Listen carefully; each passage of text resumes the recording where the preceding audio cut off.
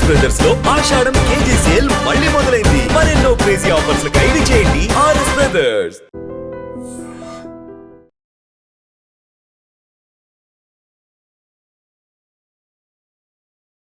Hi hello నమస్తే, welcome back to our channel. నేను మీ Vaishu. Fertility గురించి ఒక 2 రోజుల నుంచి మనం కంటిన్యూస్గా న్యూస్ వింటూనే ఉన్నాం. ఇప్పుడు మళ్ళీ లేటెస్ట్ అప్డేట్, ఒక పిల్లాన్ని తీసుకుంటే ఇంకొక పిల్లాడు ఫ్రీ, అంటే సరోగసికి ఒప్పుకొని ఒక బేబీని తీసుకుంటే 1+1 ఆఫర్ లాగా ఇస్తున్నారని. ఇప్పుడు దాంట్లో ఆవిడ కేసు ఫైల్ అయితే దానికోసం బెయిల్ తీసుకోవడానికి ప్రయత్నిస్తున్నట్టు, పోలీసులు కూడా దాన్ని నిరాకరిస్తున్నట్టు చూస్తున్నాం. మరి దీంట్లో ఉన్న అప్డేట్స్ గురించి మాట్లాడడానికి ఈరోజు నాతో పాటు సోషల్ యాక్టివిస్ట్ కృష్ణకుమారి గారు ఉన్నారు. మేడంతో మాట్లాడదాం. హలో మ్యామ్, నమస్తే. బాగున్నారా మ్యామ్?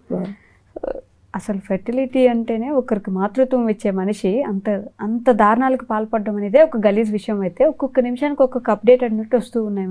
ఎలా చూడాలి అసలు ఈ అంశాన్ని? ఇప్పుడు అసలు ప్రపంచానికి తెలియకోకుండా సమాధి అయిపోయిన విషయాలు కూడా బోలెడు ఉండొచ్చు అక్కడ. కరెక్ట్. ఎందుకంటే ఇప్పుడు నేను నా బంగారం బిస్కెట్ తీసుకెళ్ళి నేను ఇస్తాను గోల్డ్ షాప్లో. ఆ బిస్కెట్తోనే నాకు ఆర్నమెంట్ చేశారని గ్యారంటీ ఏంటి? అలాగే ఇది కూడా వాళ్ళ అండమే ఇచ్చి వాళ్ళ స్పెర్మే ఇచ్చి చేయమంటే వాళ్ళు చేయని పరిస్థితులు ఉండుండొచ్చు. అలాగే ఏది ఈజీగా అయిపోతే, ఏది డబ్బులు ఎక్కువ వస్తాయి అనుకుంటే ఆ పనులు చేయటానికి వాళ్ళు సిద్ధపడిపోయినట్లుగా కనిపిస్తుంది. వాళ్ళకి ఎక్కడా కూడా డాక్టర్ వృత్తి అనేది ఒక పవిత్రమైన వృత్తిగా వాళ్ళు ఏ రోజు చూసినట్లుగా కూడా కనిపించట్లా. వాళ్ళు ప్రతిసారి డబ్బు డబ్బు డబ్బు అనే చూస్తున్నట్లుగా అనిపించింది మనకి. సరే, ఏది ఏమైనా అవనివ్వండి, మొత్తం మన దగ్గర 159 160 ఫెర్టిలిటీ సెంటర్స్ ఉన్నాయి తెలంగాణ మొత్తం మీద. ఒక 160 170 హాస్పిటల్స్ని మీరు పర్యవేక్షించలేని పరిస్థితిలో ప్రభుత్వ యంత్రాంగం ఉంది అంటే అది సిగ్గుచేటైన విషయం. ఎగ్జాక్ట్లీ. అసలు నిజంగా ఏం జరుగుతుంది అక్కడ? బిడ్డల కోసం వచ్చే తల్లుల్ని వీళ్ళు ఎంతవరకన్నా ఎక్స్ప్లాయిట్ చేస్తున్నారా? ఇంతకుముందు పోయినసారి ఇట్లాంటివి ఎన్నో వచ్చాయి వెలుగులోకి. కరెక్ట్. అందరికీ తెలిసిందే. అసలు నిజానికి ఇది చాలా ఓల్డెస్ట్ది ఈ సృష్టి.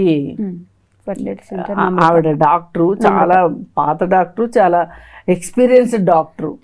ఆవిడకి ఎందుకు ఈ కెరీర్ చివరిలో ఈ పిచ్చి బుద్ధి పుట్టింది అని అంటే, ఇది ఎప్పటి నుంచో సాగుతూ ఉంటుంది. ఇప్పుడు ఇది బయటకు వచ్చింది కాబట్టి ఇప్పుడు మాట్లాడుకుంటున్నాం. ఓకే, ముందు నుంచి ఎప్పటి నుంచో జరుగుతూ ఉంటుంది.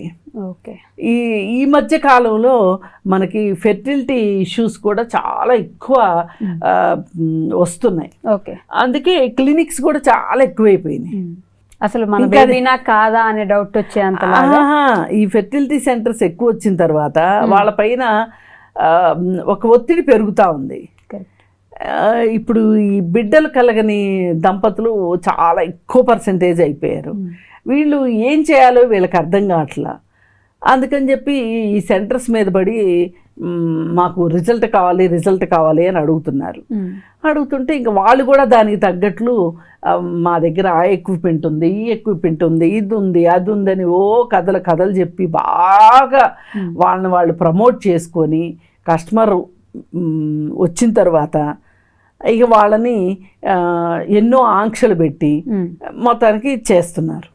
అయితే అసలు వీళ్ళు ఎందుకు ఇలాంటి పనికి పాల్పడాల్సి వచ్చింది? ఇప్పుడు స్పర్మ్ లేదు అనుకోండి, ఏ హస్బెండ్కైనా, అది ఉన్నట్టు చెప్పేసేసి మీ దగ్గర స్పర్మ్ కౌంట్ లేదు, మాకు నచ్చిన స్పర్మ్ మేము ఇస్తాము, అండం మీ ఆవిడ తీసుకుందాము అనే అంటే ఒక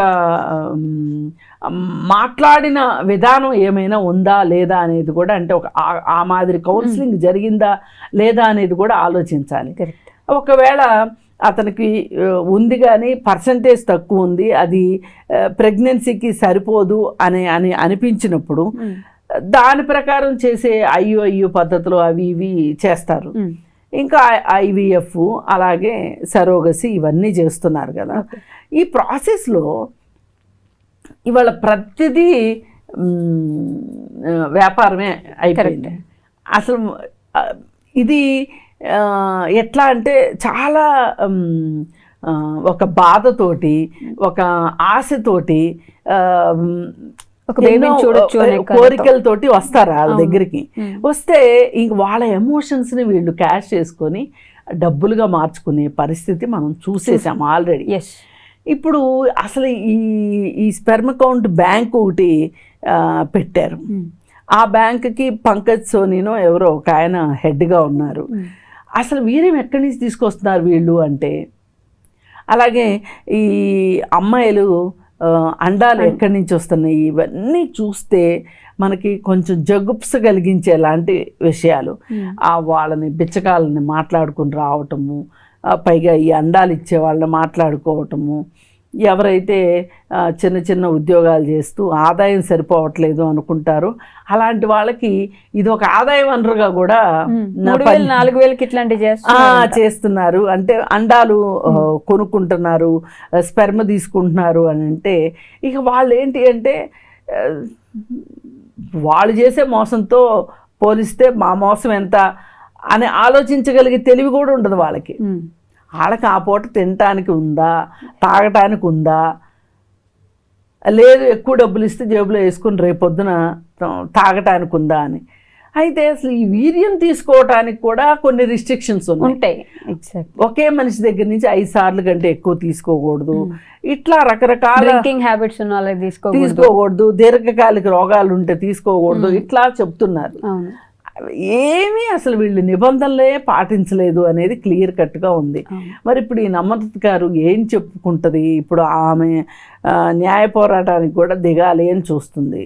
సరే అండి, ఇప్పుడు అంత జరిగిన తర్వాత ఎవరికైనా ఆడవైపే తప్పు ఉన్నప్పటికీ కూడా తప్పు ఒప్పుకునే మహానుభావులు ఎంతమంది ఉంటారు? ఒప్పుకోరు కదా. అందుకే ఇప్పుడు వాళ్ళు ఏం చేస్తున్నారు, వాళ్ళు ఎలా బయటపడాలా అని చూసుకుంటున్నారు. అందుకని వాళ్ళు లాయర్లను కూడా సంప్రదిస్తున్నారు బెయిల్ కోసం ట్రై చేస్తున్నారు. కానీ ఇది కొంచెం కఠినమైన విషయమే. అంత ఈజీగా వాళ్ళకి కేక్ వాక్ లాగా ఒక పెద్ద లాయర్ని పెట్టేసేసుకుని బయటపడిపోదాము, డబ్బులు ఉన్నాయి కదా అంటే కూడా అయ్యే పనిలాగా కనిపించట్లేదు. ఇది కొంచెం ఈసారి మట్టుకు వివాదం మట్టుకు బాగా ముదిరిందనే చెప్పుకోవచ్చు. ఇంకా నెక్స్ట్ వీక్ నాటికి కానీ మనకి ఇంకా పూర్తిగా ఏం జరుగుతుంది ఏంటి అని తెలీదు. ఇప్పుడు ఈ హాస్పిటల్కి సన్నిహిత సంబంధాలు కలిగి ఉన్న వాళ్ళని కూడా అరెస్ట్ చేశారు. ఈ స్పెర్మ్ బ్యాంక్ అని చెప్పి పెట్టి చూస్తే అది ఒట్టి స్పెర్మ్ బ్యాంకే కాదు, అసలు దానిలో లెక్కకు మించిన శాంపిల్స్ ఉన్నాయి. మరి 5 సార్లు కంటే వాడకూడదు అన్నప్పుడు ఇంక ఎక్కువ ఉన్నాయి. ఎక్కువ రోజులు అంటే ఎక్కువ సార్లు వాళ్ళ దగ్గర నుంచి వీర్యం తీస్తున్నారు. ఇట్లా ఆడవాళ్ళ అండాలకు సంబంధించి ఒక 35 సంవత్సరాల లోపు వాళ్ళ అండాలు బాగా ఆరోగ్యకరంగా ఉంటాయి అని అనుకుంటే వీళ్ళు 55 ఏళ్ళ కూడా తీసుకొచ్చి అండాలు తీసుకున్నారు. ఇది చాలా బాధాకరం. ఏదైనా వీటన్నిటిని మించి నేను ఒకటే చెప్పగలిగేది, పిల్లలు లేరు అని బాధపడే కన్నా పిల్లల కోసం వెళ్ళి సెంటర్స్కి వెళ్ళి ఇంజెక్షన్స్ చేయించుకొని హార్మోన్స్ అన్నీ ఎక్కించుకొని మీరు కృత్రిమంగా ఒక పిల్లోనో కనే బదులు అడాప్షన్ తీసుకోవచ్చు. అప్పుడు ఈ వ్యాపారానికి బ్రేకులు అప్పుడే పడతాయి. లేదు మానసిక బలహీనతలు, మానవుల సహజ సిద్ధమైన బలహీనతలు ఆధారంగా చేసుకుని వీళ్ళు ఇంత ఆట ఆడుతున్నారు కదా. ఏదేమైనా సరే ఇవన్నీ ఖండించాల్సిన విషయాలు. అలాగే ఆడపిల్లలు కూడా గృహిణులు అవ్వటానికంటే ముందు కూడా ఆరోగ్యం పట్ల శ్రద్ధ పెట్టాల్సిన అవసరం ఉంది. గృహిణులు అయిన తర్వాత ఆటోమేటిక్గా శ్రద్ధ వస్తుంది అని మనం అనుకుంటాము. ఎందుకంటే పెళ్ళయింది పిల్లలేరి అని అడిగే పరిస్థితిలో ఇంకా ఉంది మన సమాజం. ఎగ్జాక్ట్లీ, ఇంకా అడుగుతూనే ఉంటారు. వాళ్ళకి సమాధానం చెప్పడం కోసం అయినా సరే మీరు చాలా చిన్నప్పటి నుంచినే ఎక్సర్సైజ్ చేసుకోండి. ఆ పీసీఓఎస్ ఆ సమస్యలు లేకుండా ప్లానింగ్ చేసుకొని మీకు అసలు అక్కడికి వెళ్ళి బిడ్డల్ని కనాల్సిన అగత్యం లేకోకుండా చూసుకోవాలి అని నేను చెప్పదలుచుకున్నా.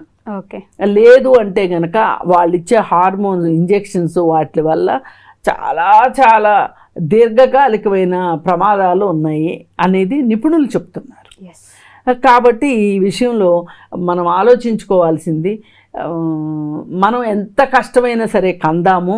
ఒకవేళ లేని పక్షంలో దత్తత తీసుకుందాము అని అనుకోవాలి తప్పితే దత్తత చట్టం ప్రకారం ఇంక మీరు దత్తత తీసుకోమన్నారు కదా, ఇంక మేము ఎవరిని పడితే వాళ్ళని తీసేసుకుంటామంటే కుదరదు. ఒక చట్టం ఉంది, చట్టం ప్రకారం మీరు కారా చట్టం అని ఉంది. స్టేట్ హోమ్కి వెళ్తే వాళ్ళు బాగా వివరిస్తారు. అప్పుడు మనకి ఏంటి అంటే వీళ్ళు మోసం చేసే పరిస్థితి ఉండదు.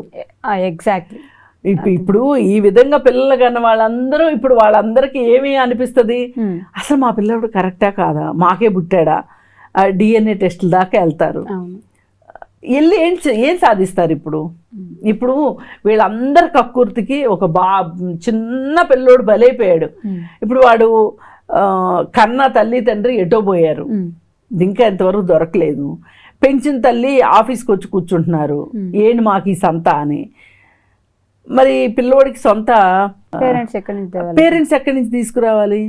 రేపొద్దున వాడు పెద్ద అయిన తర్వాత నాకు పేరెంట్స్ ఏరి అనే ఒక బాధ ఎంత బాధాకరమైన విషయం. అందుకని ఇవన్నీ దృష్టిలో పెట్టుకొని ఈ నిబంధనల్ని కఠినతరం చేసి ఇక్కడ ప్రభుత్వం కూడా ఫెయిల్ అయినట్టే ఒక రకంగా. నిజమే కదా. ఏం చేస్తుంది? ఇంత జరుగుతుంటే ప్రభుత్వం ఏం చేస్తుంది? అందుకని దీని మీద సమగ్రంగా ఆలోచించాల్సిన అవసరం ఉంది. Okay ma'am, thank you. నిజంగా ప్రస్తుతం ఉన్నటువంటి సమాజం దేనికి ప్రయారిటీ ఇస్తుంది? ఆర్థిక సంబంధాల చుట్టూ మాత్రమే తిరుగుతుంది. మళ్ళీ ఎన్నికలంగానే చాలా విరక్తి కలుగుతాను. మంచి అనిపిస్తుంది కదా, లేడీస్ కూడా ఛాలెంజింగ్ జాబ్స్ చేసినప్పుడు చాలా బాగుంటది. ఫుడ్ డెలివరీ ఇవ్వటానికి వెళ్ళినటువంటి డెలివరీ బాయ్ అనిల్ పై కళ్ళ ముందు